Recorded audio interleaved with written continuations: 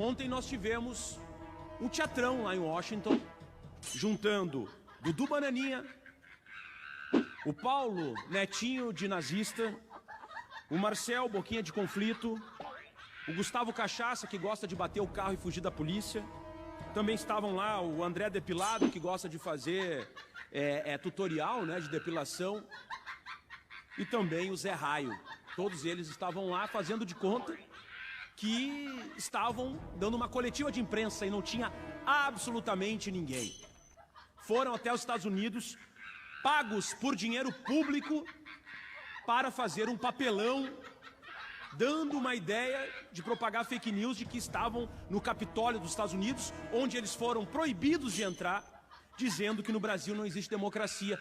Engraçado, parlamentares pagos com dinheiro público indo para outro país, dizendo que no seu próprio país supostamente não existe democracia, sendo que eles, meses antes, tentaram dar um golpe de Estado, destruíram a Praça dos Três Poderes, destruíram o STF, Congresso, Planalto, e agora estão se vitimizando, dizendo que nós temos vítimas presas, vítimas essas que feriram mais de 40 policiais, que destruíram, foram filmadas, que queriam dar um golpe de Estado.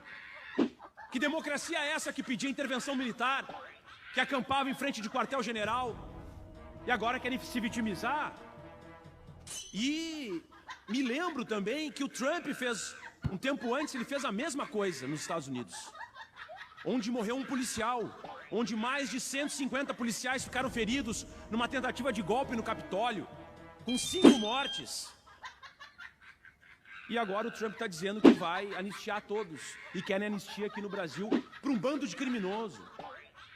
Criminosos que atentaram contra a democracia, que atentaram contra os direitos humanos e agora tentam de forma dissimulada dizer que defendem os direitos humanos. Isso é uma piada. E foi uma piada que nós vimos lá. Aliás, o Marcel poderia aprender a falar um pouquinho melhor a língua do império que ele tanto adula, porque foi uma vergonha, além de ser um teatrão, ainda não consegue. Viemos aqui para os Estados Unidos para passear, torrar o dinheiro público e viemos protestar em vão. Não fomos bem tratados. Tivemos que protestar na calçada como cães abandonados. Estou me sentindo um banana, um bando de palhaços, e quero dizer também que estão acusando meu pai de muitas coisas. Mas a principal é que estão dizendo que meu pai é corno. De onde já se viu meu pai corno? Só porque Valdemar não sai de lá de casa, não significa que meu pai...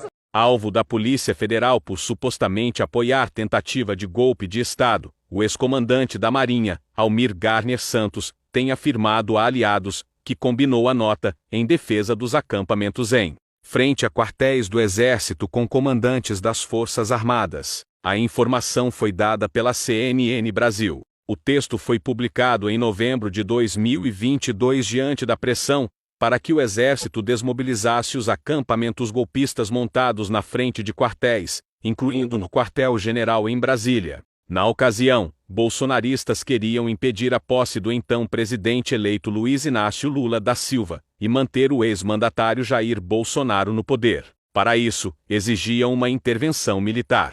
A conhecidos, Garner afirma que assinou o texto para apoiar o ex-comandante do Exército Marco Antônio Freire Gomes. A nota ainda conta com a assinatura de Carlos Batista Júnior, o então comandante da Força Aérea Brasileira. No conteúdo do texto, os comandantes consideram os acampamentos golpistas manifestações populares e chamam as Forças Armadas de moderadoras nos momentos históricos importantes. Entre as críticas, a nota condena eventuais excessos cometidos em manifestações e eventuais restrições a direitos por parte de agentes públicos. A deputada federal bolsonarista Caroline de Tone, presidente da Comissão de Constituição e Justiça da Câmara, anunciou planos para incluir na pauta do colegiado projetos de lei destinados a impor penalidades mais rigorosas contra o movimento dos trabalhadores rurais sem terra, caso sejam realizadas ocupações durante o chamado Abril Vermelho. Segundo o jornal O Estado de São Paulo, a proposta da presidente da CCJ é resgatar projetos de oposicionistas que integraram a Comissão Parlamentar de Inquérito do MST em 2023. Tony também sugeriu que sejam votados projetos que visem a minimizar os danos aos proprietários de terras invadidas. O MST falou que vai ter abril vermelho. Uma das respostas que a gente pode ter é com o parlamento pautando projetos para endurecer penas às invasões ou minorar danos aos proprietários legítimos, disse a parlamentar, de acordo com a reportagem. Nesta linha, Tony já elaborou um projeto de lei proibindo o repasse de recursos públicos a movimentos que apoiem ou participem de invasões de propriedades rurais ou bens públicos. Um outro projeto visa qualificar como terrorismo atos violentos, ameaças ou simulações contra propriedades públicas e privadas. O projeto é de autoria do presidente da bancada da Bala, deputado Alberto Fraga, e tem Arthur Maia como relator. A Polícia Federal não tem interesse em estabelecer um acordo de delação premiada com o coronel da reserva e ex-assessor do ex-presidente Jair Bolsonaro, Marcelo Câmara. Ele está preso desde fevereiro em relação à investigação sobre a tentativa de golpe. Embora a defesa do militar tenha mencionado a possibilidade de uma delação, os investigadores observam um conflito de interesses entre os clientes representados pelo advogado, conforme informações da colunista Bela Megali, do Globo. Além de defender Câmara, Luiz Eduardo Cantz também representa o ex-assessor de Bolsonaro na presidência, Tércio Arnaldi, acusado de participação no gabinete do ódio do Palácio do Planalto e investigado no mesmo inquérito sobre a tentativa de golpe. Cantz afirmou ao jornal Valor Econômico que, se Câmara for convocado para depor novamente, está aberto a discutir uma possível delação premiada. O militar foi interrogado pela PF em 22 de fevereiro,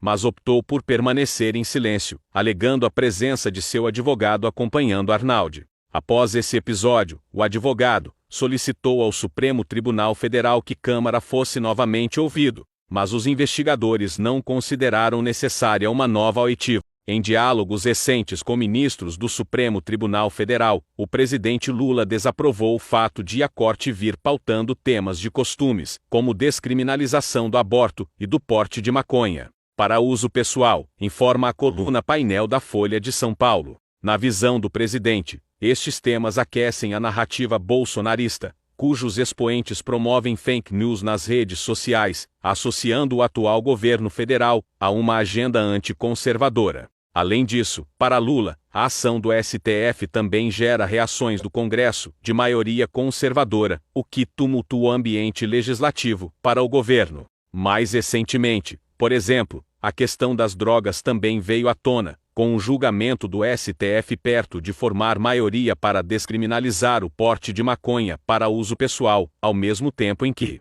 o Senado pauta a criminalização do porte de qualquer droga, independentemente da quantia. Ainda de acordo com a reportagem da coluna Painel, o presidente pensa em procurar ministros da corte com os quais tem mais proximidade para expor esse ponto de vista.